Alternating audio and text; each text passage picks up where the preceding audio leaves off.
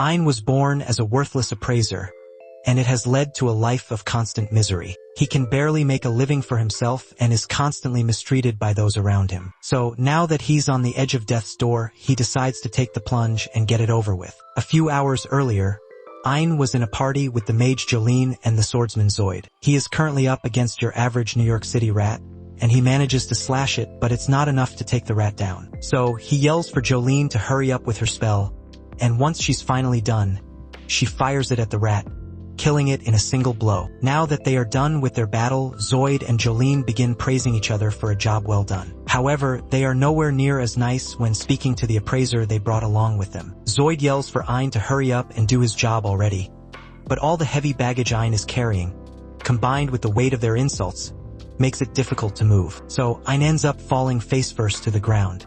He's clearly being mistreated, but even so, he has no choice but to get up and obediently do his job as a low common appraiser. At birth, all the people in this world are granted jobs by the goddess of light and skills by the goddess of darkness. By honing these skills, one can gain a multitude of abilities and powers. However, jobs are passed down genetically, so they can never be changed. These jobs are divided into tiers: rare, high common, and low common. And as you can see, low common is bronze tier trash, so most people with this class are stuck as peasants or merchants. Ein's parents used to own a small appraisal shop to support the family, but they both tragically died when Ein was young, so he was left to fend for himself. That's how he ended up becoming an unglorified pack mule for these two. And even though he hates working for them, he's got no choice. He uses his appraisal skill on the rat they killed and finds out that it's an F-rank rat, so it's pretty much worthless, although its tooth is D-ranked, making it valuable enough for Ein to pick up. He tries to pry the rat's mouth open to remove the tooth,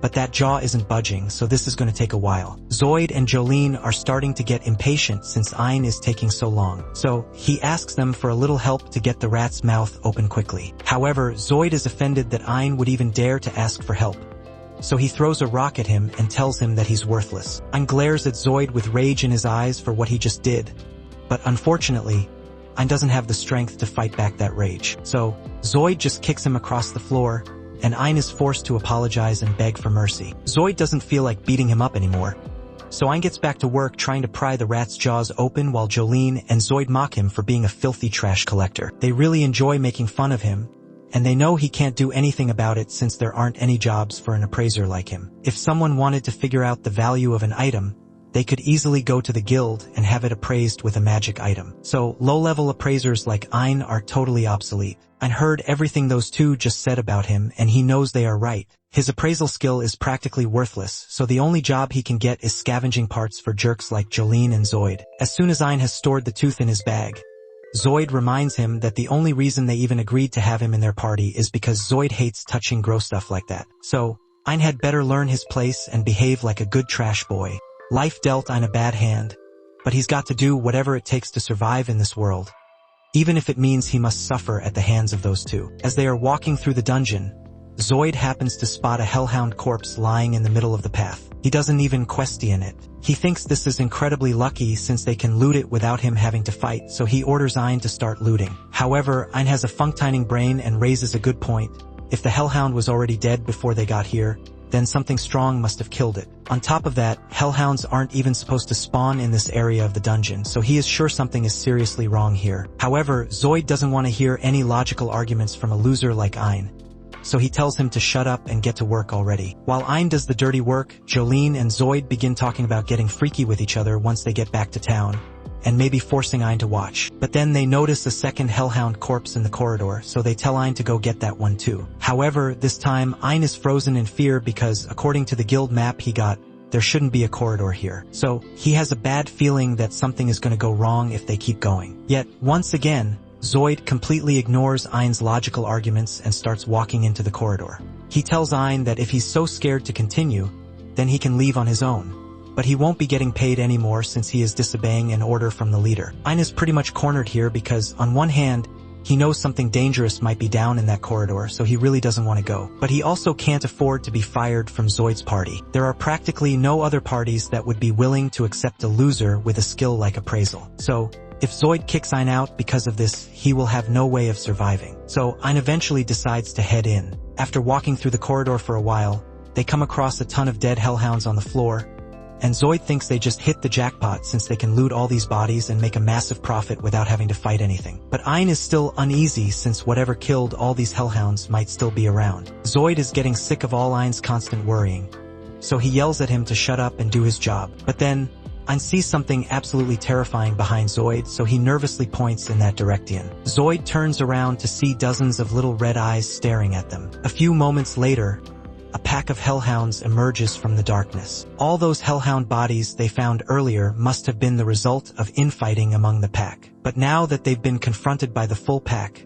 none of them know what to do. Ein has no combat skills, and even if Zoid and Jolene work together, they would barely be able to take down one hellhound, let alone an entire pack. So fighting isn't an option here. The only way they can make it out of this alive is if they make a run for it. But even if they do try to run away, there's no way they can escape a pack of wolves chasing them down. Just then, Zoid realizes that he and Jolene don't necessarily have to be faster than the hounds. They just have to be faster than Ein, so the hounds eat him first. He tells Jolene to cast a paralysis spell on him. Jolene is confused at first, but she soon figures out what Zoid is trying to do. So she points her staff at Ein and paralyzes him. Ein falls to the floor, unable to move, and he can't believe that the two of them really plan to leave him here to die. But Zoid assures him that the paralysis only lasts for a short time, so if Ein stays quiet, he might get lucky and escape the hellhounds as well. However, Zoid then proceeds to make a lot of noise to attract the hellhounds straight to Ein. Afterwards, he runs off with Jolene,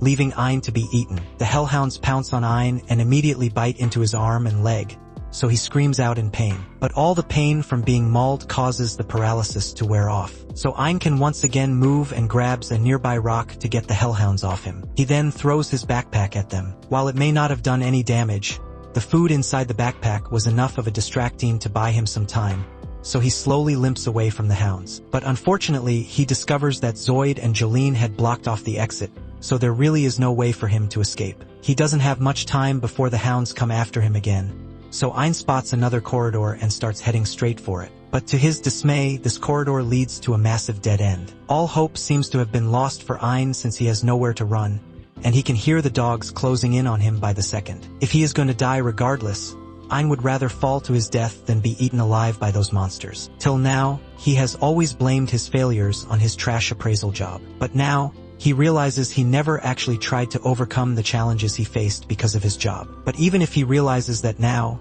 it's too late for him to change anything. A loud thud is heard as Ein's body hits the ground. But while he most certainly died on impact, he happened to land right on top of a tree. A beautiful girl appears before him and slowly walks towards his dead body before giving him a kiss on the forehead. As she does this, Ein's body begins to move again. After a few moments, he regains consciousness. Once Ein can think clearly again, he realizes that he's still alive, and all his injuries have been healed. So he starts wondering how that could even be possible. Droplets of water are falling on him from the tree, so he catches a few and uses his appraisal skill to check them. To his utter shock, these are S-rank droplets of the world tree. He then appraises the giant tree, and sure enough, he discovers that this huge hunk of wood is indeed the world tree of legend. Long ago, this world had a single world tree, and this tree was responsible for producing the mana that humans use to create magic. However, the legend also states that the world tree withered away and died long ago. But many scholars of the world theorize that it must still exist somewhere in the world,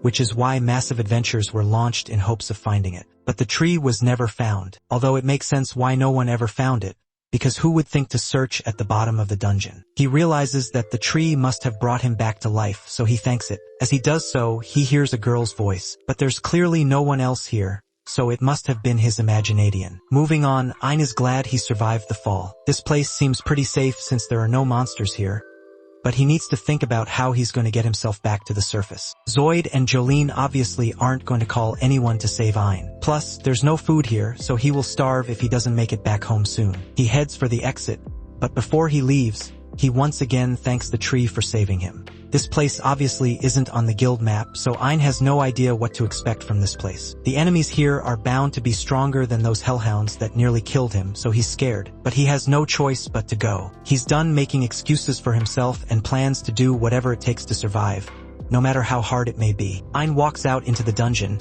but to his surprise, he's been walking for a while now, and there are still no signs of any monsters. He's honestly relieved since that means he won't have to fight. But suddenly, he feels a gust of wind near his face. In the next moment, his ear is on the floor. He screams out in pain and tries reaching for his severed ear. But in the process, 2 of his fingers get cut off. The one behind Ein's suffering is an S-rank gremlin, and Ein is starting to really panic. Since even those hellhounds were only B rank, he stands no chance against this thing. The gremlin begins slicing Ein up. It's way too fast for him to even react, so his only choice is to flee. However, as he attempts to get away, the gremlin raises its scythe to stab him through the chest. But before it does, it freezes in its tracks because something even more terrifying just appeared. The gremlin gets squished to death by a massive death bear. If Ein didn't stand a chance against the gremlin, then he most certainly isn't surviving the death bear. The bear slashes Ein's face with its claws, destroying one of his eyes in the process. While Ein is trying to crawl away, it picks him up and begins squeezing until blood gushes out of his mouth. The death bear was just about to eat him, but at the last second, it gets decapitated by a grumpy woman. She hates the fact that she just saved a human, but that girl kept begging her to help him, so she didn't have much of a choice. Ein is once again shocked to find that his wounds have been healed. As he sits up, he sees that girl from before sitting across from him. Ein is still trying to wrap his head around what he's seeing, but then a woman appears behind him and demands that Ein show proper gratitude and drink the tea that the girl made for him. Ein is confused since he hasn't seen any tea, but then he notices the girl, Yuri, holding a cup of tea that she made specially for him. Ein is hesitant to drink mysterious tea that could potentially contain some body fluid, but Ursula forces it down his throat anyway, so it's not like he had much of a choice. However, it turns out that the tea actually tastes really good, so Ein tells Yuri as much, and she's really glad he likes it. Ein thinks Yuri looks really cute when she's happy, but Ursula warns him that she'll erase his entire existence if he has even a single lewd thought about Yuri. Ein gets the message, so moving on, he asks if it was the 2 of them who saved him from the death bear. Ursula tells him she had no interest in protecting a smelly human like him, but Yuri kept begging her to save him, so she had no choice. Ein thanks Yuri for caring about him, and Yuri gets a little embarrassed, so Ursula dropkicks him in the face and starts stomping him out for flirting with her daughter. Ein is shocked to hear that Ursula is Yuri's mother,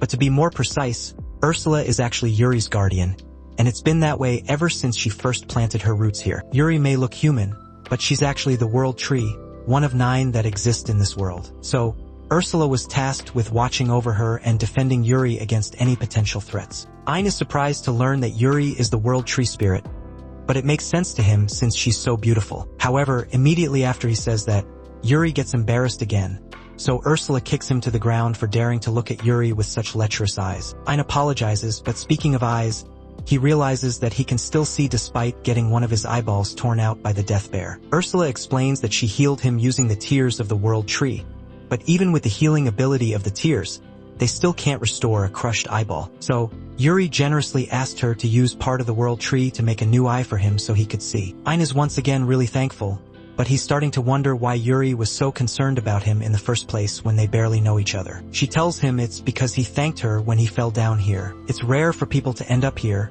but there have still been a handful of incidents of people falling to their doom. Yuri would always save them, but they would never thank her. As soon as those people realized that she was the world tree, they would selfishly begin collecting her water and even tearing off Yuri's branches and leaves so they could sell them for profit. However, Ein was the first person to treat her with respect, so she took a liking to him. But be that as it may, Ein isn't supposed to be here, so Ursula tells him to hurry up and leave. Yuri pleads with Ursula not to kick Ein out since he's bound to die if he heads back into the dungeon.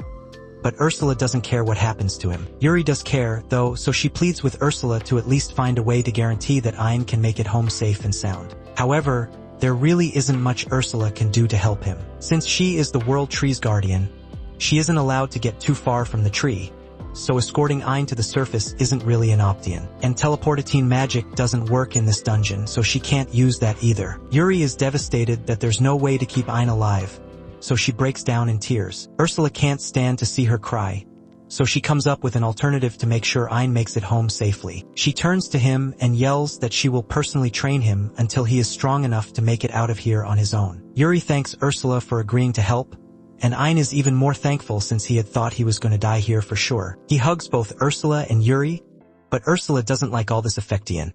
so she pulls him away and warns him that he's about to receive hellish training from one of the world's greatest sages. So, Ein had better take this seriously since she won't tolerate laziness. Ein understands and swears that he will do his best. But when Ursula leaves him outside so they can begin their training, Ein starts to worry that she might just force him to fight monsters on his own. Just then, Ursula informs him that she indeed expects him to fight monsters on his own, because that's the quickest way for him to learn. To start off, she says she wants him to fight that gremlin way over there, but Ein can't actually see anything in that direction. Ursula reminds him that his eye has been replaced with a piece of the world tree, so he should try making use of it a little. But even with his spirit eye, Ein still can't see. Ursula tells him he just lacks the awareness of what his spirit eye is truly capable of. So, Ein takes a moment to think about how he lost his eye and how Yuri helped him restore it. By the time he opens his eyes, everything seems a lot brighter. Now that Ein can finally see clearly, Ursula says it's time for them to begin his training. She tosses a rock at a nearby gremlin and tells Ein that his first task will be to learn how to dodge the gremlin's high-speed attacks. Ein doesn't think that's possible since the gremlin is moving way too fast for him to keep track of, but Ursula tells him he just needs to use his appraisal skill to scan the gremlin's movements. Ein doesn't think it works that way, but he doesn't have many options, so he tries it out. To his surprise, he really can see the gremlin's moves now, although it's pointless if he forgets to dodge. Since Ein is injured, Ursula puts up a barrier and pulls out a bottle of tree drops she borrowed from Yuri. She pours it on Ein's severed ear, and after it has been reattached, she tells him that he had better take this seriously, otherwise he's gonna keep getting sliced up. She then drops the barrier and the gremlin attacks him again. But since he knows where it's going to attack, he manages to duck out of the way in time. After a week of constant training, Ein has finally gotten the hang of appraising the gremlin's moves and can dodge its attacks every single time. He proudly tells Ursula that he has mastered the technique, but in the process, he lets his guard down so the gremlin is able to sneak up from behind and slash his back. Ursula creates a shield around the two of them so they can take a break, and she gets a good laugh from seeing Ein in pain, but she admits that he did do a good job at dodging, so she says he has passed the first test. Now, they'll move on to the next lesson, so she tells him that he has to defeat that gremlin. Ein is willing to try, but he doesn't have a combat job, so killing an S-rank monster will be impossible for him. Ursula has already thought of that, and while it certainly would be impossible for Ein if he were fighting with his bare hands, he doesn't have to, since Ursula made a special sword for him. Ursula didn't want to make this for him, but Yuri went through all the trouble of snapping off one of her branches because she wanted to help him. Ein is deeply touched that Yuri would put herself through such pain just to help him, so he is really grateful and swears to make good use of it. Ursula undoes the barrier and leaves Ein to face the gremlin, but when he tries to strike at it, the gremlin easily dodges him. Ursula jokes that he's never going to hit the gremlin if he swings so slowly, and Ein is aware of that, so he decides to just predict the gremlin's path and attack it when it gets close to him. However, when he tries to do that, the gremlin just jumps over him because it's not stupid. If it sees Ein try to attack, it's obviously going to try to dodge, so Ein needs to think of a new strategy. Instead of simply appraising the gremlin's movements to predict its attack, Ein needs to appraise every facet of the attack itself. So, he digs deep and performs a super appraisal as the gremlin charges at him. As he does this, the gremlin seems to freeze in time, but in reality, Ein is just seeing it move in slow motion since his eye is appraising it at such a high speed. With such a clear view of the gremlin's movements, Ein is easily able to prepare himself and whack it in the face, finally defeating it. Ein is really happy that he just defeated his first monster, but Ursula reminds him that now isn't the time to be celebrating, since he's just getting started. For the next part of the training, she tells Ein that he has to defeat over a dozen more gremlins. Ein is confident that he can handle it, so he gets right to work. After several hours of fighting, Ein is finally done taking out all the gremlins, so he turns to Ursula, expecting to be praised. But she says this much should be normal for someone who can harness the power of a world tree. With that said, Ein has been making steady progress so far, so she thinks he is ready for the next step. She tells him to appraise the gremlin's abilities and make them his own, but Ein doesn't understand what she means since appraisal only shows him information about skills. Ursula points out that humans learn skills through constant practice, and with his spirit eye, Ein should be able to see not only the information of the skill but also receive all the experience that comes with it. With this method, it is possible for him to learn a skill instantly. So, he decides to try it out and appraises the gremlin's skills. Just then, Ein gets a massive headache as a ton of information rushes into his head all at once. He falls to his knees in pain, but once the headache finally subsides, he acquires the gremlin's high-speed movement skill. He still finds it hard to believe that he learned a skill so quickly, so he decides to test it a little and takes off running down the dungeon hall. Ein is amazed by how fast he's moving, since he's way quicker than he used to be. But there's just one problem. His body isn't used to running at this speed. So after a few seconds, every muscle fiber in his body is torn to pieces. Ursula catches up to him and pours some of the teardrops to heal Ein's broken body. If his body can't handle all that force right now, then he's just going to have to keep practicing until he eventually adapts. Ein's muscle fibers keep tearing each time he runs, but thanks to the tears, Ursula just keeps healing him over and over until, at one point, his muscles stop breaking altogether. He now has a strong body and an accelerating skill, so Ein wonders if he might be strong enough to challenge the Death Bear as he is now. But Ursula tells him he'd still get demolished if he tried to pick a fight with it. As he is now, he may be faster and more nimble, but he still lacks the necessary attack power. So, Ursula decides to let him copy one of her own abilities. Ein is excited to hear this, so he asks Ursula what her ability is, and she demonstrates by immediately blasting him with a fireball. Ursula's ability is called Discard and Chant, and it allows her to use magic without needing to spend time on a chant. Ein thinks that ability is super strong, so he can't wait to learn it. But Ursula will only allow him to appraise it if he does it while she launches a fireball at him, because she thinks it's fun. Ein appraises the attack and manages to learn the Discard enchantment spell. But then, Ursula hits him with the fireball, so he falls to the ground in agony. After being healed yet again, Ein begins training to learn how to use magic without incantations. But since he doesn't have a magic-oriented class, his mana reserves are abysmally low, so he runs out of magic energy really quickly. Fortunately, whenever he is healed with the tears, it replenishes his mana and simultaneously increases his magic capacity a little. But he's going to have to keep practicing for a long time if he ever wants to master the technique. After half a month of magic training, Ein has learned how to cast mid-level magic and is now capable of shooting more than 1,000 fireballs simultaneously. With this, combined with his new skills and buffed appraisal ability, Ursula thinks Ein is finally ready to face another Death Bear. In all honesty, Ein is a little nervous about facing such a powerful monster on his own, but Ursula assures him that if he uses all the techniques she taught him, then he should easily be able to handle it. As Ein confronts the bear tries to slash him with its claws, but Ein appraises its movements, and before it can hit him, he counters with a point-blank wing cutter spell. The spell does a lot of damage to the bear, but it ultimately isn't enough to kill it. So Ein begins firing fireballs, and he keeps going until the bear falls over dead. That fight was way easier than Ein thought it would be.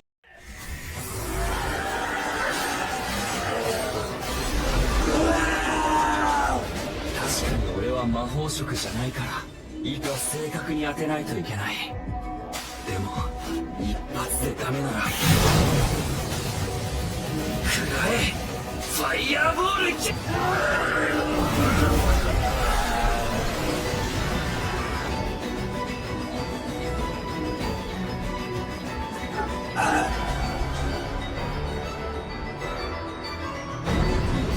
レスベアってこんなに弱かったっけ So, he starts wondering if the bear was always this weak, but in reality he just became really strong. Now that the Death Bear is dead, Ein praises it to learn its abilities. After the splitting headache is over, Ursula tells him he should now possess enough strength to make it out of this dungeon on his own. But before he leaves, Ursula has a present to give him. But she's only doing this because Yuri asked her to. She says she's going to make a new sprite eye for Ein using the rest of the Yggdrasil tree's core. Ein doesn't think he deserves such a valuable gift, but Ursula yells at him, saying he is only going to be borrowing the core. She enchanted it so that if Ein ever dies, the core will automatically return here, so he should just shut up and accept the gift already. Ein doesn't want to argue about it, so he sits down so Ursula can implant the spirit core in his eye. But after she's done, he doesn't feel much different from before. Ursula tells him it will take time for his body to adapt to his new spirit god eye, so he can't use its abilities right away. But even so, Ein is really grateful, so he turns to Yuri to thank her for the gift, but he can't find her anywhere. Just then, Yuri reappears in front of him, so Ein asks where she was. She tells him she was in his eye a moment ago. With the World Tree core in Ein's eye, he now basically qualifies as the World Tree itself, so Yuri can freely enter and leave his eye whenever she wants. Yuri promises that she will be helpful to Ein since she can heal him whenever he gets injured. Ein definitely likes the idea of getting to spend time with Yuri,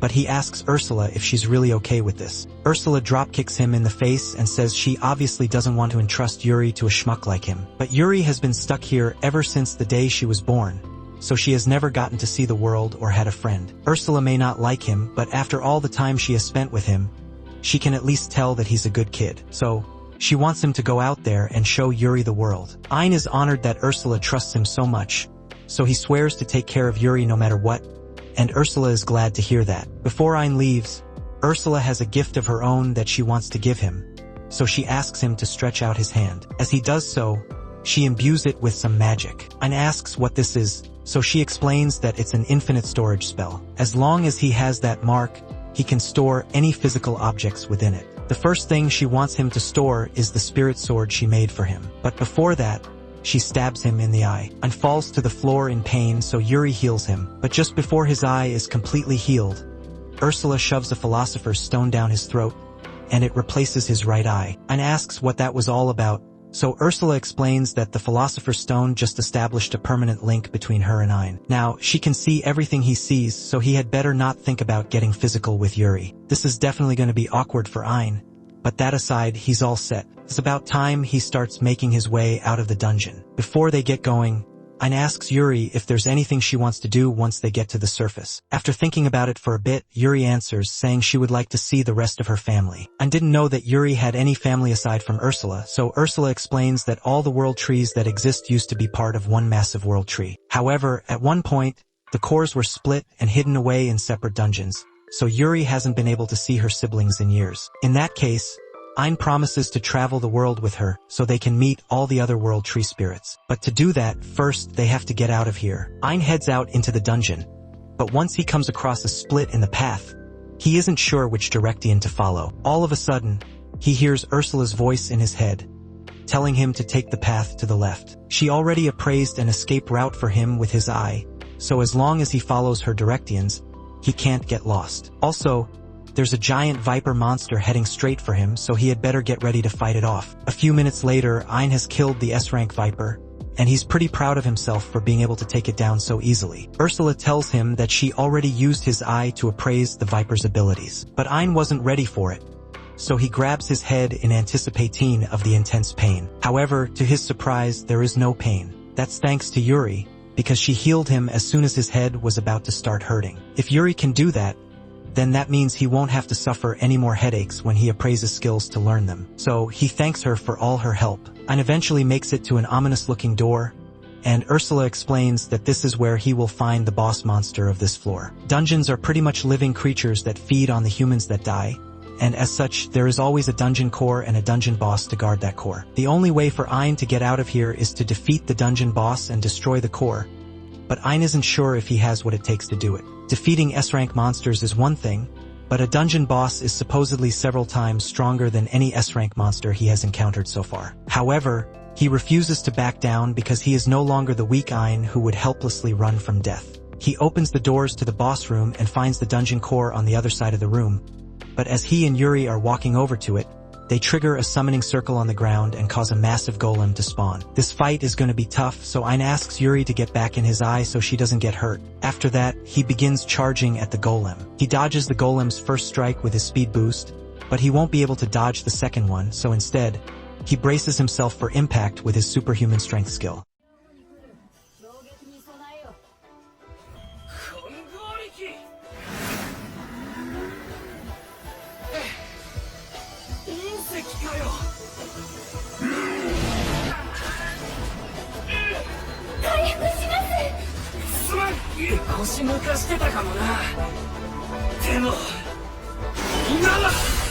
While he is touching the golem, he also activates the venom skill he got from the viper to dissolve a chunk of the golem's arm. The venom managed to do a lot of damage to the golem, but it wasn't enough to finish it off. Ursula then says she's giving special permission to use the ultimate spell she taught him. He should have just enough mana to pull it off now, and even if he collapses, Yuri can heal him right away, so it shouldn't be a problem. That she is still bound to the world tree, but since the entire world tree's core is in Ein's eye, his body is practically the world tree now. This allows her to teleport within a certain vicinity of him. That aside, this dungeon core operates similarly to a spirit core, so Ursula says she can use it to level up Spirit God's Eye if he wants. Ein readily agrees to the proposal, so Ursula takes the dungeon core and puts it in Ein's eye, leveling him up to level 2. She then tells Ein that he can level his eye up more by conquering different dungeons and absorbing their cores. The three of them then leave the boss room, and the door closes behind them, preventing them from returning. Ursula assumes this must be because they defeated the boss and took the core, so the dungeon is sealing itself off to recover. The hole Ein fell through is also probably sealed now, which is a good thing, as it means no more humans can stumble upon the world tree. Ursula no longer has to worry about protecting Yuri's tree body, and the three of them are now free to go on as many adventures as they want. Back in town, Zoid is still telling all the adventurers about the tragedy that happened in the dungeon, how he nearly got eaten by hellhounds, and how he only managed to escape because Ein selflessly volunteered to distract the hellhounds for him. This is a shameless lie, but since Zoid thinks Ein is dead, he is confident that no one will ever find out. A second later, Ein shows up behind Zoid, having overheard the entire story. He exposes Zoid, telling everyone that Zoid and Jolene paralyzed him and left him to die to the hounds. The people at the bar are enraged because they had been giving Zoid sympathy all this time, yet he had practically tried to murder Ein for his own sake. They start throwing things at Zoid, and they might have even lynched him for doing something so sinister to his own party member, but Ein stops them. He's still kind of mad at Zoid for what he did, but if not for that, he would have never gotten the chance to meet Yuri or Ursula. So, in a way, he's actually grateful that Zoid was such a scumbag. Now that he has confronted Zoid, Ein can finally move on. He and the others head to a swamp dungeon near the capital. After clearing it, Ursula uses the dungeon core to level up Ein's eye again. With this upgrade, he is now able to read all types of writing. He's glad he leveled his eye up, but he's a little disappointed since he was hoping to find a world tree there. Ursula tells him that finding the world trees won't be easy, as a lot of effort was put into hiding them. Ein apologizes to Yuri, as it might take longer than he anticipated before she gets to see her family. But Yuri says she doesn't mind since she's having fun. Just then, they hear the sound of a girl screaming, and Yuri wants to help, so Ein runs out to save the girl. The girl's carriage has been attacked by monsters, so Ein slays them. Once all the monsters are dead, Yuri begins healing the injured guards. Ein goes over to the girl and asks her if she's alright. She jumps into Ein's arms, calling him her hero, and Ein doesn't know how to handle this situation. So he asks the guy over there for help, but Jasper is just the head of a trading company, so he has no control over what Princess Claudia does. A little while later, the princess brings Ein and the others to her mansion to properly thank them for saving her. Even though she's the third princess of this nation, she tells them there's no need to be so formal with her. With that said, she jumps up to give Ein another big hug. However, before she can wrap her arms around him, Yuri steps in front of Claudia and refuses to let her get close to Ein. Claudia asks why Yuri is being so defensive,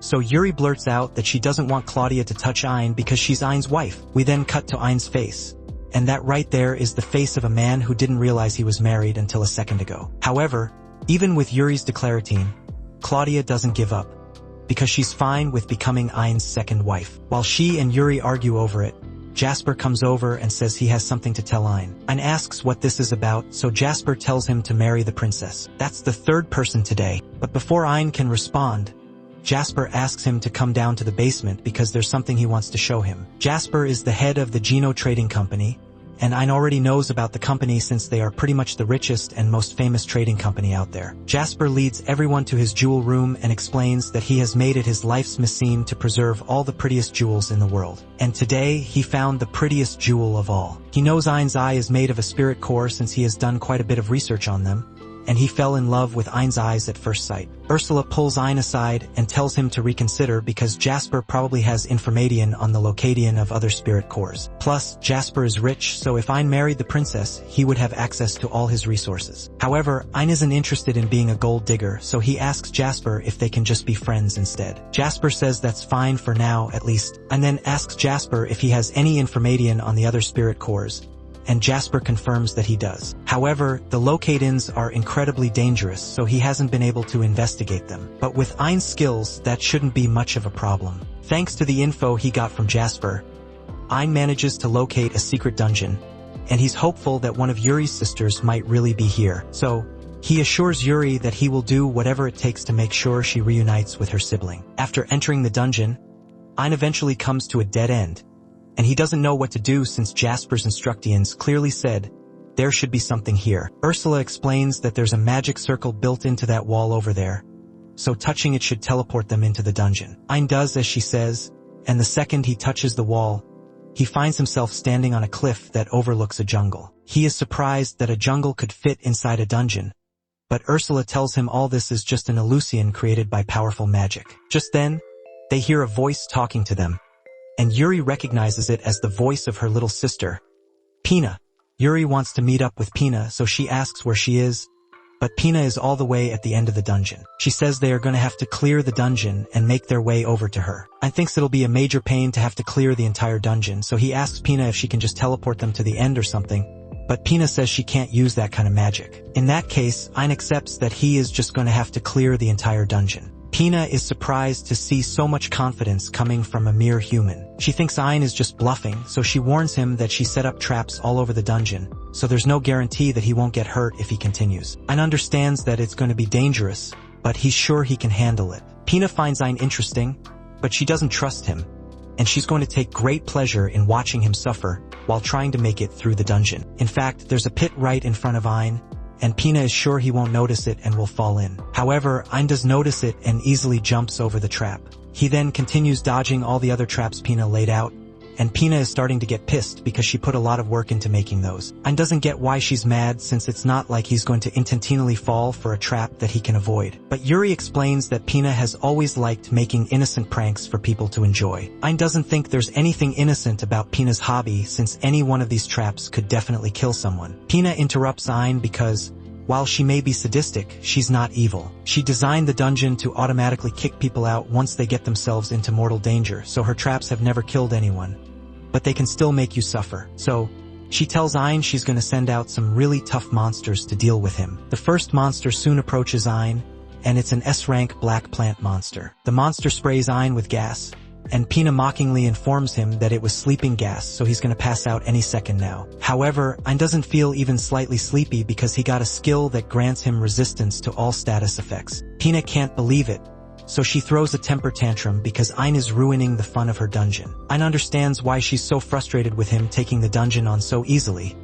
but he's doing this for Yuri's sake. So he pulls out his sword and cuts the monster down. He then appraises the monster, but while he's distracted, something hits him in the head. It looks like another monster is attacking him from the shadows, but Ayn can't see anything. Ursula assumes the monster must be using some kind of stealth skill to stay hidden. But even if Ayn can't see them, it doesn't matter since he has an ability that negates all ambush attacks. Additionally, he has a separate ability that negates regular attacks when he's standing still, so he's practically invincible. Pina can't believe what she's hearing, but even if her stealth monsters can't do any damage to Ayn, he can't defeat them if he can't see them. That may be true, but Ayn has special eyes. After a few moments, he appraises the location of the monsters and uses a gravity spell to take them out. Pina is getting really upset because all her hard work is going to waste, but she eventually picks herself back up. With a ton of confidence, she declares that there's no way Ayn will be able to kill her next monsters. She sends out an arachne and a centaur, but 3 seconds later,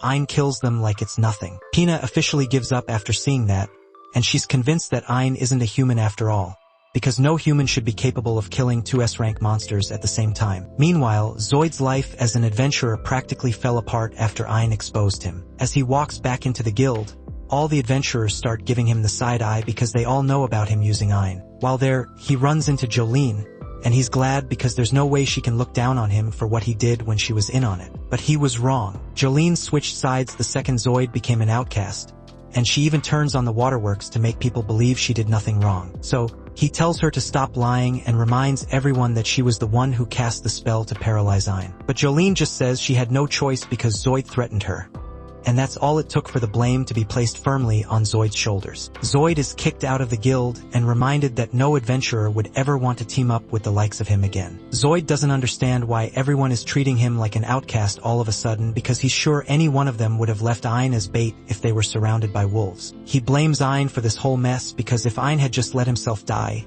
then Zoid's secret would never have come out. Now, Zoid believes that the only way he can restore his reputation is to tackle a difficult dungeon all on his own and prove to everyone that he's strong. He decides to take on a C-rank quest that happens to be in the same dungeon Ayn went into. Normally, a C-rank mission would be impossible for him, but he convinces himself that he can do it. Just then, he hears a sound coming from behind him, so he gets scared, but it turns out to be nothing. He is relieved since he thought he might be in serious danger for a second there. But then, he accidentally touches the wall that teleports him into the secret dungeon, and now he's definitely in danger. He realizes this must be a secret dungeon, and if that's the case, then it must have strong monsters inside. But Zoid is riding high on his self-confidence.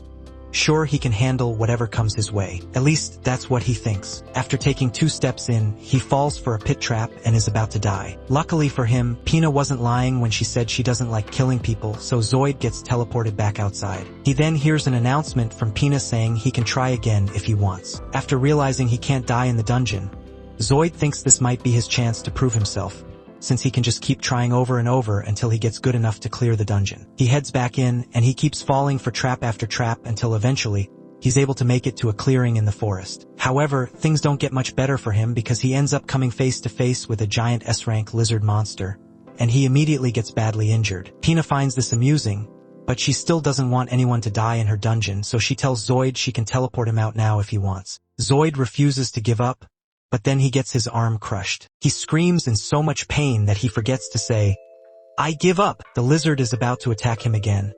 But before it does, Ein appears in front of him and kills the lizard in one blow. Zoid is amazed that someone could kill an S-rank monster so easily, but he doesn't realize that the person who just saved him is Ein. When they both look at each other, Ein asks Zoid what he's doing here, and Zoid asks the same thing. Ein explains that he's here because he plans to clear this dungeon, and Zoid is kind of in the way right now. So, as much as he doesn't like the guy, he asks Yuri to heal his arm, and that makes him faint so Pina can teleport him out of the dungeon. And then moves on and eventually comes across the boss's room door. So, Pina tells him he's gonna have to defeat the boss if he wants to get to her. Ein is confused since he thought defeating the dungeon boss would seal the dungeon off, but that's not the case. Ursula tells him that as long as he leaves the dungeon core intact, the dungeon will be able to recover. And since he has confirmation that the dungeon will be fine, he heads inside to take on the boss. However, as he enters, he doesn't see a boss monster anywhere. Just then, the ground begins to shake beneath his feet,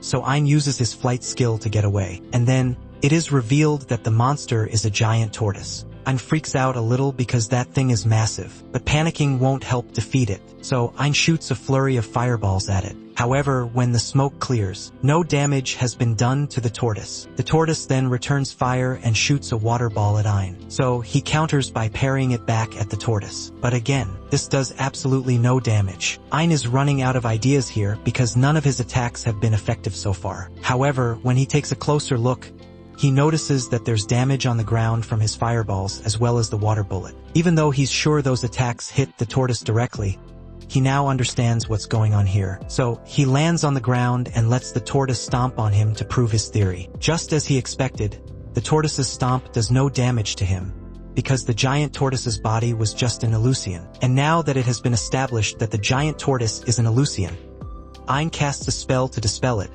revealing the true boss monster. To his surprise, it's just a tiny turtle. Ursula is impressed with Ein since even she couldn't tell that the monster was an Illusion. But as Ein appraises the baby tortoise, he feels something unbelievable about it, and he's so surprised he can hardly speak. Ein doesn't understand what Ursula is saying, but even if this little guy is the dungeon boss, Ein doesn't want to have to kill it. So he asks Pina to just admit defeat. Pina refuses and says she hasn't lost until Ein kills the tortoise. So, Ein asks her, "Are you really going to make me kill such an adorable little guy?" Pina feels bad, so she admits defeat and says they can enter her room. Once they are inside, Yuri runs into Pina's arms and starts swinging her around until Pina gets dizzy. She apologizes for being so rough, but she was just so excited to see Pina again. Pina then turns to Ein, and she's still holding a bit of a grudge against him for beating her dungeon so easily. But Yuri tells her not to be mad at Ein because he's a really nice person. After hearing Yuri defend Ein like that, Pina realizes Yuri must be in love with him. So, she starts teasing her about it, and Yuri gets embarrassed, but she can't really deny it. Now that Yuri and Pina have had their reunion, Pina says she has a favor to ask. She wants to travel with Ein, and she even offers to give him her spirit core if he agrees to let her tag along. Yuri seems really excited by the idea, so she asks Ein if he's okay with it, and since he doesn't see a problem with it,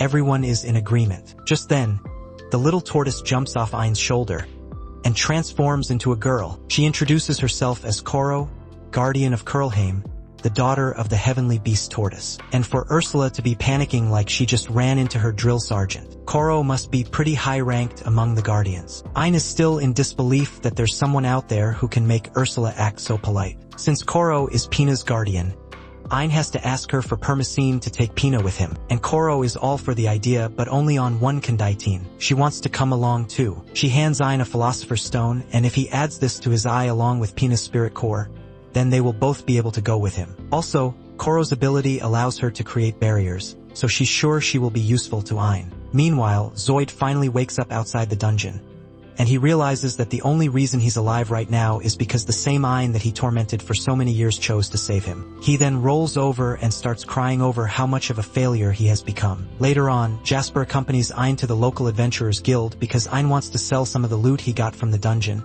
and having Jasper with him will make the whole process a lot easier. Everyone already recognizes Jasper as an extremely wealthy merchant, but they have no idea who Ain is. Jasper tells the receptionist that Ain is here to sell some of the loot he got from a dungeon, and immediately after, Jasper wants to buy all those items. The receptionist says she's more than happy to help, so she asks Ain to hand her his guild card. But as he does so, she is shocked to find out that Ain is an F-rank appraiser. After seeing that, she becomes belligerent and says she doubts that an F-rank appraiser like Ain could defeat any monsters at all, and all the other adventurers begin mocking him as well. But Jasper tells Ain to just show them the items he has. Ain then opens his storage to reveal a mountain of S-rank monster parts. However, even after seeing all the high-level loot Ain has, the adventurers in the guild assume Ain must have stolen it all from someone else since there's no way he could have killed all those monsters on his own. This is exactly why Ain hates coming to the guild, because people always look down on him for being a lowly common appraiser. However,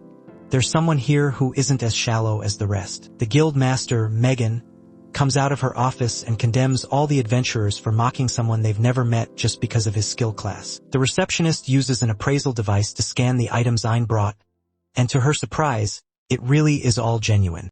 Jasper adds to this by saying he can personally confirm that Ain is strong enough to defeat all these monsters on his own. The receptionist realizes she messed up really badly by making fun of Ain, so she sincerely apologizes. Megan also apologizes on her behalf and says she'll give the receptionist a stern talking to about her behavior later. Even though a person's class is decided at birth, Megan is glad to see that there are people like Ain who refuse to be limited by it. And Ain is glad that there are people like Megan who don't judge him based on his class alone. Megan has really taken a liking to Ain, so she's sure the two of them will meet again in the near future. But for now, she has work to do, so she leaves Ain to finish up his business here. The receptionist asks Ain to wait in the waiting room while she processes all his items, but Ain actually has a lot more stuff to sell since he cleared the entire secret dungeon. Upon hearing that Ain cleared a secret dungeon by himself, all the people who mocked him start trying to get close to him, asking for details about it. But Ain doesn't like all this attention, so he ends up running away. A little while later,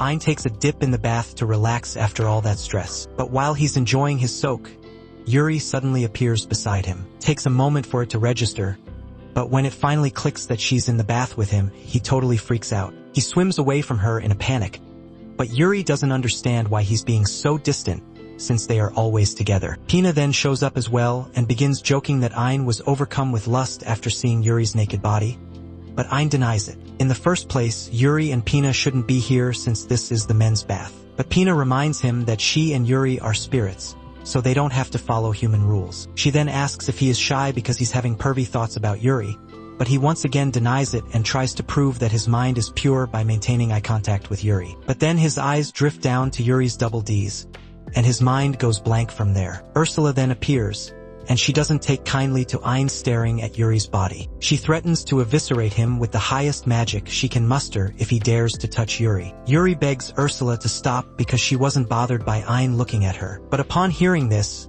Ursula thinks Ain might have already done something to Yuri, so she prepares to blow him up anyway. Yuri warns Ain to run because Ursula might actually do it, and Pina is just over here enjoying the show. Once things settle down, Ain gets out of the bath and sits down at a table, so he doesn't have to deal with Ursula trying to kill him anymore. Kuroheim is there as well, but thankfully she behaves normally so he can just sit and chat. Kuroheim thinks it's wonderful how lively everyone is since Pina is having more fun than ever before. Pina is like a daughter to Kuroheim since, as a guardian, she created Pina's spirit core, and eventually the core developed a personality. In addition to Yuri and Pina, Ein recalls that there should be 6 others out there, but Kuroheim tells him that there are actually 7. Ein is confused since he heard that the first sacred tree withered years ago, but while that may be the case, Kuroheim informs him that the first tree spirit core, Echidna, is still out there, although no one knows where she is. The same goes for the other tree spirits, so Ein thinks it is going to be difficult to find them all. But that doesn't mean he's going to give up,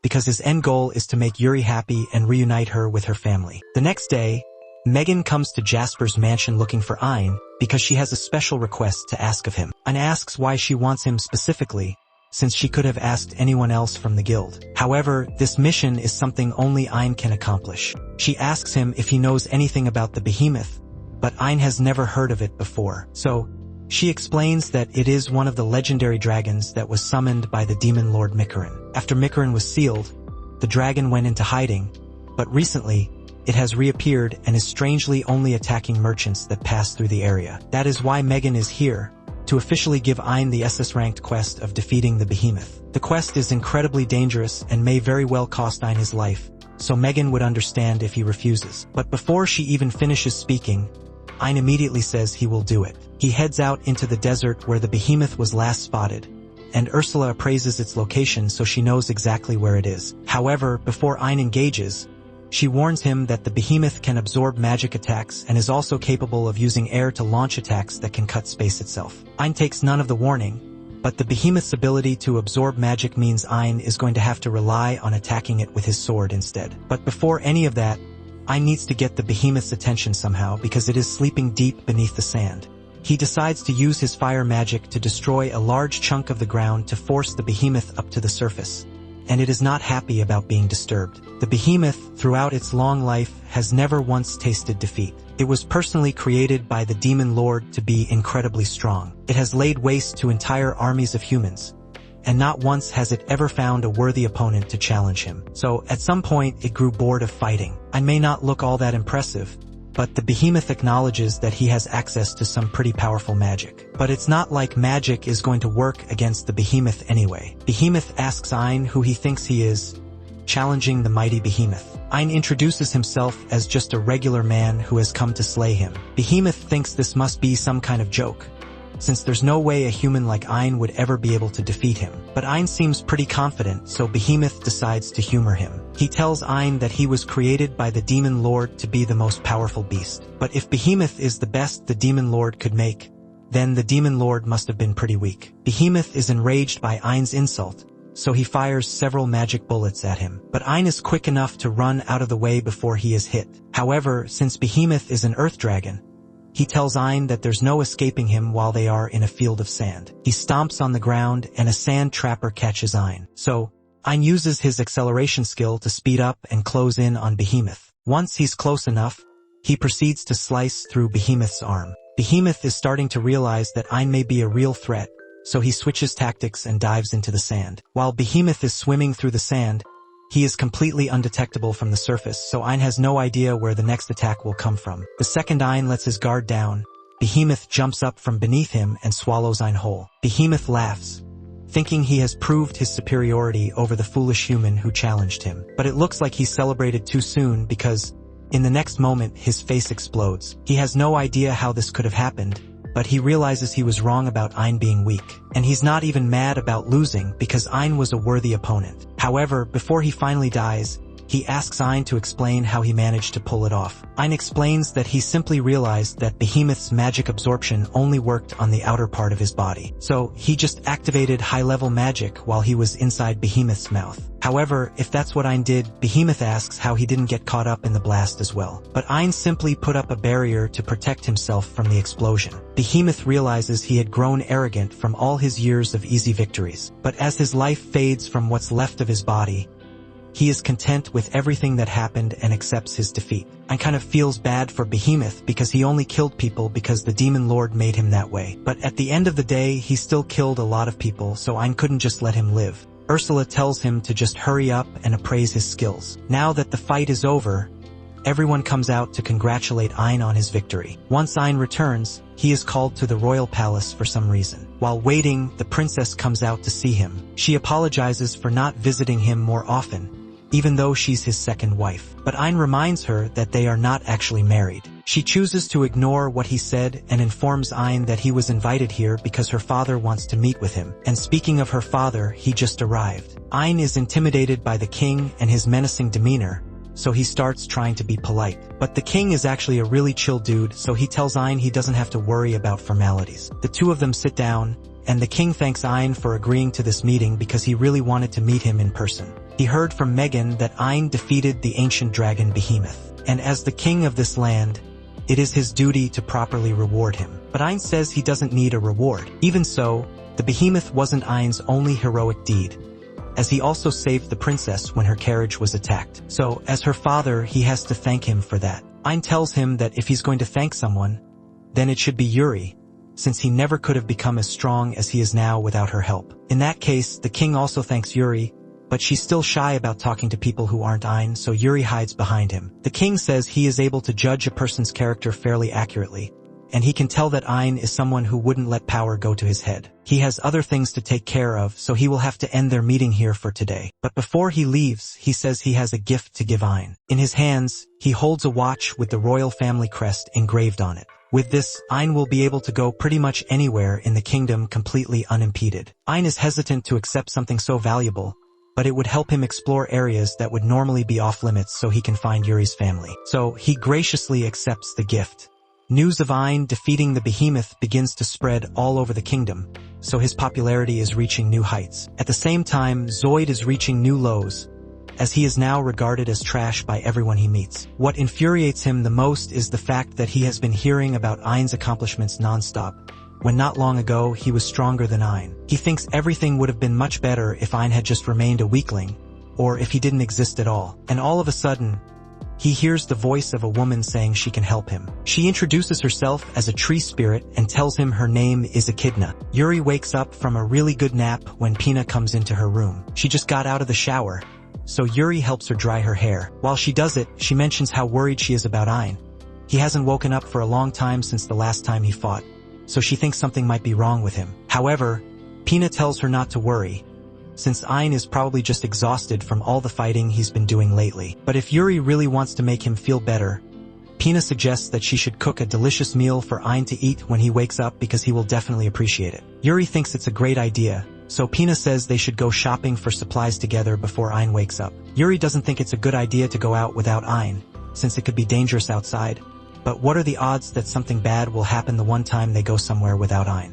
Meanwhile, Ein is still lying in bed while having a terrible dream. He sees visions of his old life as Zoid mocks him, how he was always treated like garbage no matter what he did. Every time Zoid mistreated or belittled him, he would always take it with a smile on his face, like an absolute idiot. Then, he sees another vision of himself being eaten alive by hellhounds, and he realizes that this would have been his fate had he not met Yuri and Ursula. All of Ein's insecurities then proceed to manifest as a shadow of his weaker self, and it tells him that no matter how hard he tries, it will never change his true nature. Ein wakes up screaming from his nightmare and finds Ursula sitting beside his bed. She tells him he has been asleep for a long time, so Yuri and Pina are starting to get worried. But speaking of those two, Ein asks Ursula where they are. Ursula tells him that Yuri and Pina went out shopping together, but that worries Ein because he doesn't think it's safe for them to go out without someone to protect them. Ursula says it's fine since she is tracking their location in real time, so if anything does happen, they'll be able to rush over and help. For now, she says Ein should get a little more rest since she could tell that he was having a pretty bad dream. Ein tells her about the dream he just had, and it made him realize that if he hadn't met Ursula and Yuri, or if Yuri hadn't convinced Ursula to help him, he would have been monster food by now. All he did was get lucky, so at his core, he thinks he is still nothing more than a worthless appraiser. Meanwhile, Zoid is still in disbelief over Echidna's proposal. He asks her if she is really serious about helping him get revenge on Ein. Echidna tells him about spirit eyes. She explains that the only reason Ein is as strong as he is now is because he was given a spirit eye, so he probably didn't have to put in any effort of his own. Zoid finally understands what happened, and he thinks it's unfair that insignificant trash like Ein managed to surpass him solely because he received a spirit eye. And that's when Echidna makes him an offer he can't refuse. She asks if he wants her to give him a spirit eye of his own. As soon as she says this, Zoid jumps at the opportunity and eagerly accepts. Since Zoid agreed to take the eye, Echidna forms one in her hand and proceeds to jam it into Zoid's forehead. He experiences extreme pain as his body mutates, and by the time the transformation is complete, Zoid has become a monster. But he's a strong monster, so he's fine with this outcome. He immediately jumps into the air to test out his new power. His body feels much lighter than before, so he starts running across rooftops to see how agile he has become. While doing this, he ends up spotting Jolene out with her new boyfriend. Zoid is a petty bastard, so he's still holding a grudge against her for ditching him. He jumps down and instantly bites the dude's head off. While chewing on her boyfriend's head, Zoid mockingly asks her, "Who will you run to for protection now?" Jolene realizes the monster is Zoid, so she starts trying to plead for her life because she really doesn't want to die. But Zoid still chomps her head off anyway. Across town, Pina and Yuri are walking through the streets together when, all of a sudden, they hear a loud crash. People start running for their lives because there's a monster on the loose. In all the chaos, Yuri sees a little boy who got hurt, so she rushes over to heal him. Once he's all better, she tells him to get out of here. As for her, she doesn't want to leave until she heals everyone who got injured. Meanwhile, Zoid has been having a lot of fun destroying the city, and Echidna has been enjoying the show as well. But she thinks it's time for Zoid to get to work. She tells him to go attack the other spirits nearby because if he manages to kill them, then Ein will lose access to their powers and return to being a weakling. Zoid likes the sound of that, so he hurries off to attack the nearest spirit and lands right behind Yuri. He's about to kill her with a punch, but at the last second, Pina saves the day by sealing Zoid in a barrier and grabbing Yuri so they can escape. Zoid tries to punch his way out of the barrier, but nothing he does is working. Echidna tells him that barriers like this can't be destroyed with ordinary physical attacks. But that's why she bestowed him with a special power for situations like these, anti-spirit arts. Zoid uses the anti-spirit arts to gather energy in his body, and once he has enough, he is able to claw his way out of the barrier and shatter it. He then jumps into the air to go after Yuri and Pina. When he finds them, he gets ready to attack again. Pina tries to defend with another barrier, but Zoid easily breaks through. At this moment, Pina can't believe that Zoid managed to break through her barrier so effortlessly. Now, she has no way of defending herself and she is terrified. Yuri tries to protect Pina by stepping in front of her, but she just ends up getting grabbed instead. Zoid intends to kill her right then and there, but at the last second, Ein shows up and strikes, forcing Zoid to release Yuri. He and Ursula apologize for taking so long to get there, but for now, Ein says everyone should get back inside his eye because it's not safe out here. He tries to appraise the monster, but he can't see any information about it. There's a consuming spell at work. It's really high level if it is able to hide information from Ein's spirit god eyes. Ursula starts wondering who could be behind this. The monster charges at Ein, so he parries its attack and sends it flying. When it comes back, Ein tries to use a barrier to block its next attack.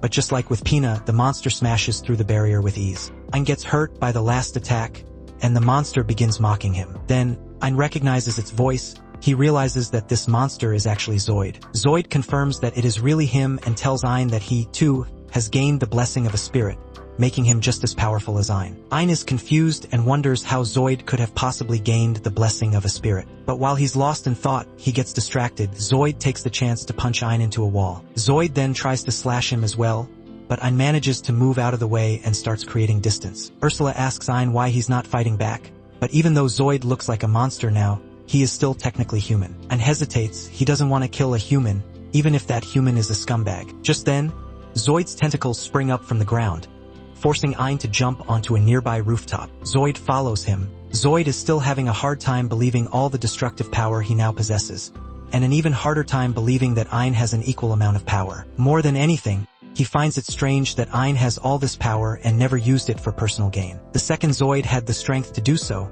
he went and got revenge on the people who wronged him. So he's surprised that Ein didn't do the same to him. Zoid tells Ein that he has always been a worthless appraiser. No matter how much Ein wants to act like a saint, there's no way he didn't at least think about ripping Zoid's head off as revenge for all the bullying he went through. Ein tries to deny it, but his own shadow reminds him of all the years he spent being mocked for his job. It tells him that he and Zoid are the same. They were both worthless scum who would do anything to survive, no matter how humiliating it was. And even if Ein is a little stronger now, deep down he's still the same piece of human trash. Ein starts to believe that Zoid might be right about him. But then, Yuri comes running out and yells that Zoid is wrong. She declares that Ein is the kindest person she has ever met, even if he doesn't realize it himself. Ursula tells Ein that he has gotten stronger, and she's not just talking about his abilities, but his heart too. Even with all the power he has acquired, he chose to use it to help people in need, and never once has he hurt someone weaker than him the way Zoid did. Ein's kindness and courage aren't things he got from Yuri. They are a part of who he is. And he isn't the only one who got lucky that fateful day, because Yuri's life changed for the better ever since she met Ein. Zoid is getting sick of all this sentimental talk. So once again, he tells Ein that he is just a weakling freeloading off the power of spirits. But this time, his words don't affect Ein anymore. Ein admits that the only reason he is strong right now is because Yuri and Ursula helped him. And that's a fact. But even so, Yuri and the others believe in him, so he's going to live up to their expectations. As Ein says, this energy begins welling up in his body, blowing away his shadow of insecurity, making him much more powerful. Having come to terms with himself, Ein has finally become an official spirit guardian, meaning he can use 100% of his spirit power. That means when Zoid attacks him again, Ein is easily able to read his attack and counter it. Zoid can't believe that Ein managed to counter him so effortlessly. And now, Ein is walking toward him with that signature look of pity in his eyes. Zoid doesn't want to be looked down on, so he gets up and tries attacking Ein again. But rather than parry, Ein just puts up a barrier and waits. Zoid sneers, telling him that a barrier is useless. His anti-spirit arts will tear right through it. To his surprise, his attack bounces right off the barrier. It looks like the blessing Zoid received is only 10% of a spirit's power. Still, compared to Ein's new 100% output, Zoid is no match. Frustrated, Zoid starts yelling for Echidna to give him more power. And since she's amused by the show he's putting on, Echidna grants him a little boost, mutating his body even further. Zoid charges at Ein again, but this time Ein is ready. He raises his sword before unleashing a strike that completely destroys Zoid's spirit eye.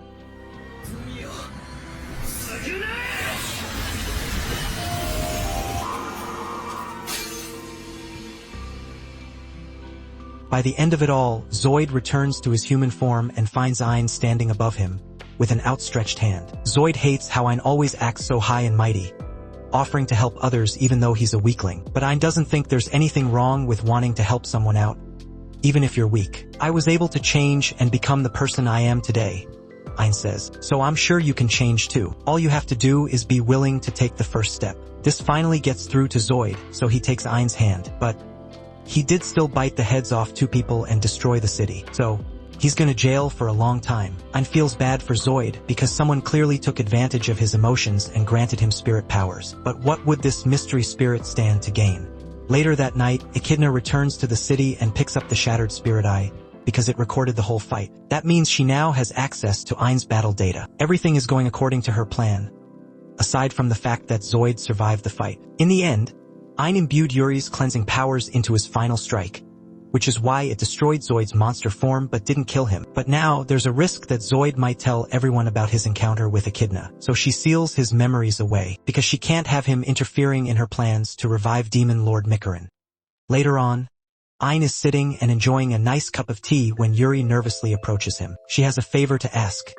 She wants Ein to kiss her. Ein freezes stiff at what he just heard. He asks her if she's joking, but Yuri is serious. Ursula then pops up behind Ein and tells him that, as much as she doesn't like the idea, kissing is a contract ritual between guardians and their spirits, so Ein has to do it. Up until now, the connection between him and Yuri has been unstable, and Yuri has been bearing most of the burden to make sure Ein didn't suffer. But now that he has become an official guardian, a proper connection has been established, and the ritual is required to reinforce that connection. If that's the case, then Ein has to kiss Yuri. So he turns to her, but he sees Kuroheim and Pina staring at him. They tell him to just ignore them and get on with the kissing already. But Ein can't do something so embarrassing with an audience. Ursula stands up for him and asks Pina and Kuroheim to wait outside because Ein is clearly flustered. But Pina wonders how Ursula could be so calm when a stranger is about to kiss her daughter. Ursula tells her it's fine because Ein isn't a stranger, but she warns him that if he tries to do anything more than a kiss, he won't survive her wrath. Everyone then exits the room,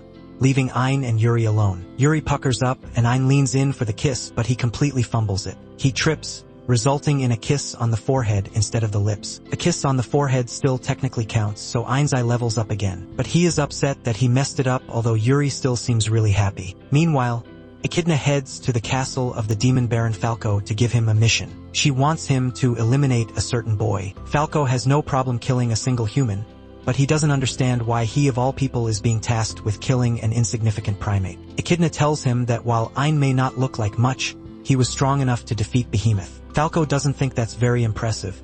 He could have done the same. But since Echidna is putting her faith in him, Falco agrees to go kill Ein. He opens a portal to the human world. His ability is called Gale Wind, and with it, he can fly at supersonic speeds that make him invisible to the naked eye. Even among the other demon nobles, Falco's speed is unmatched. As he closes in on Ein's location, he spots Ein walking out onto a balcony. He stops in front of him and begins introducing himself. However, he is cut off mid-sentence, because Ein doesn't want to deal with an annoying bird so late at night, so he casually asks Falco if he can just come back later. Falco feels extremely insulted. He charges at Ein at full speed, intending to slash him with his talons. But instead, Falco gets slapped across the sky. Falco can't believe what just happened. Ein reacted to his supersonic attack so easily, and it doesn't end there.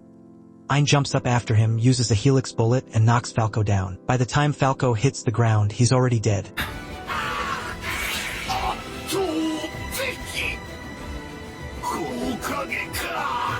Ein praises Falco's Gale Wind ability and gets ready to head back to bed. But all the commotion wakes the others up. Ein apologizes for disturbing their sleep. They ask him what happened. Then they see the dead demon. Pina jokes that if Ein was strong enough to handle that thing without any help from Ursula, then maybe he's already stronger than she is. But then Ursula puts him in a hold to reassert dominance. The next day, Ein heads to the royal castle. Claudia is surprised to see him since Ein rarely comes to the castle. She asks what he's here for. Ein explains that he was hoping to visit the castle's forbidden library because it contains a ton of information he can't find anywhere else. He thinks he might be able to find something about the tree spirits there. Normally, the library is only accessible to the royal family, but since the king gifted Ein a watch with the royal family crest, he is allowed to enter. Claudia leads him to the main entrance of the forbidden library, but unfortunately, this is as far as she can take him. To enter the library, you need permission from both the king and the librarian. Ein already has permission from the king, but he wonders how he's supposed to get permission from a librarian he has never even met before. Claudia explains that the process is pretty straightforward, because you literally can't enter if the librarian doesn't permit it. Ein still doesn't understand what she means, but he tries walking in anyway. Nothing happens. So he figures this means the librarian has already given him permission. He tells Yuri to follow him so they can start looking through the books. But as Yuri tries to enter, she is stopped by a barrier. Immediately, Ursula teleports to Ein and Yuri's side to make sure everything is all right, because her connection to Ein was suddenly severed. That must have been because of the barrier. Ein asks Ursula if she can teleport herself across the barrier, but she has already tried that. No matter how hard she tries, she can't make it to the other side of the barrier because it only allows humans to pass through. Since none of the others can enter, Ein decides to head into the library alone for now. As he enters, he is amazed by the sheer number of books in this place. Then, all of a sudden, he senses something falling from above. When he takes a closer look, he realizes that it's a girl. Ein runs forward and catches her before she hits the ground. He asks the girl if she's all right. She looks up at him and thanks him for saving her, but she's clearly flustered from having Ein hold her. The girl tells him her name is Alice, so Ein introduces himself and asks her why she suddenly fell out of nowhere like that. Alice explains that she was just reading a book on the upper floors and then, all of a sudden, she was falling. She was just really engrossed in her book at the time. And speaking of her book, she pulls out a wand and uses magic to send it back to its place on the shelves. She knows exactly where every single book in the library belongs, because she is the librarian. Ein is surprised to learn that Alice is the librarian. The first thing he does is thank her. She doesn't understand why Ein is thanking her all of a sudden, but Ein is grateful, because the only reason he was able to enter this library is because she, the librarian, gave him permission. On that note, Alice asks Ein to state his purpose for coming here. Ein tells her that there's someone very important to him, and he wants to help her find her family. Alice understands, so she uses her magic to bring a book down and tells Ein that this book contains information about secret dungeons. He can read it to find out more about them. She also asks him how Yuri is doing, but Ein questions how she knows Yuri's name. Alice explains that she recognizes the spirit core in Ein's eye, and the reason she knows it belongs to Yuri is because she's also one of the world tree spirits. Later on, Ein has just finished conquering a dungeon that was listed in the book Alice gave him, but this wasn't the right one, so now he's starting to wonder if he got the right book. He intends to go back to the library and ask Alice about it. Meanwhile, Alice has been watching them the whole time with her 1,000-mile eyes ability. Akahane asks Alice why she didn't give Ein the book about their secret dungeon. If she was so interested in seeing how her siblings are doing, it would have been a lot easier for her to see Yuri and Pina again if she had just told him the real location of the dungeon. But Alice is scared to get involved with the outside world. She doesn't have any combat power like her siblings do, so all she can do is watch from afar with her 1,000-mile eyes. Plus, the outside world is full of humans, and Alice hates humans, because they were the ones who killed her big sister, Echidna. However, Akahane points out that Ayn doesn't seem like a bad person. When he first found out that Alice was a tree spirit, Ayn was really surprised. And when Akahane walked out, he asked her, "Are you Alice's guardian?"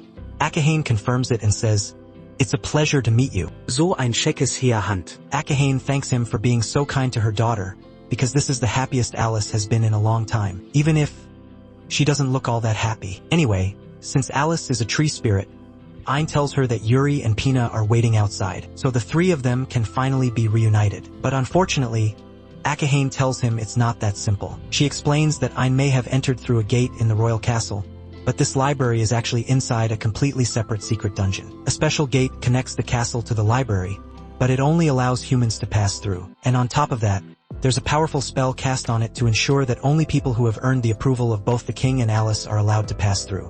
This place holds all the most valuable knowledge in the kingdom. So, in exchange for using the power of the World Tree to protect this place, Akahane and Alice are allowed to live here and read as many books as they want. But if Alice or Yuri ever pass through the gate, it would break the contract that has kept this place standing for ages. So if Ayn wants to reunite Yuri with Alice, he's gonna have to find the secret dungeon and come in through the main entrance. That's certainly an option, but Ayn thinks it would be quicker if he just took Alice out with him instead. However, Akahane doesn't think it'll be that easy. Alice is incredibly frail and weak, so she wouldn't last long in a hostile dungeon environment. Plus, it doesn't look like she wants to leave. Ayn can tell that Alice wants to see Yuri and Pina again, but she's too scared to face the outside world. He understands how she must feel, so he tells her that if she's ready to take the first step, then he will do everything in his power to make sure he gets her out of here safely. But then again, it'll probably be difficult for her to trust him when they just met. So he decides to do his best to find the dungeon and bring Yuri and Pina to Alice. Back to the present.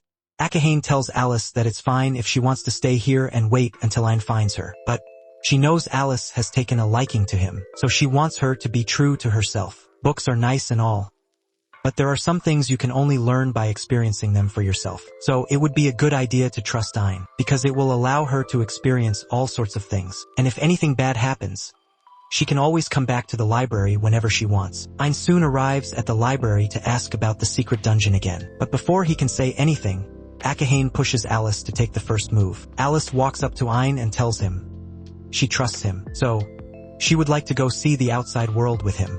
Ayn is glad to hear it, so he picks Alice up and jumps out of the library so they can leave the dungeon together. Before they go, Akahane gives Ayn Alice's spirit core, since she can't leave this place without it. With that, Ayn, Alice, and Akahane begin their journey to escape the secret dungeon. But Akahane wasn't kidding when she said Alice is really weak, because she is completely exhausted after just a few steps. They need to keep moving, so Ayn decides to carry Alice on his back as he clears the dungeon. Eventually, Ayn faces his first boss battle against the samurai monster, and he's having a tough time because the samurai sword skills are far better than his. Ayn realizes he stands no chance of winning in a sword battle, so he throws his sword away. Due to its code of honor, the samurai does the same. But immediately after, Ayn dashes in front of it and kicks its face in. Once the samurai is dead, Ayn starts appraising its ability. While he's doing that, Alice approaches him and starts touching his face. Akahane explains that Alice is just worried that Ayn might have injured himself in his fight, so Ayn tells her he is perfectly fine. After that, they soon arrive at the dungeon exit, and once they leave,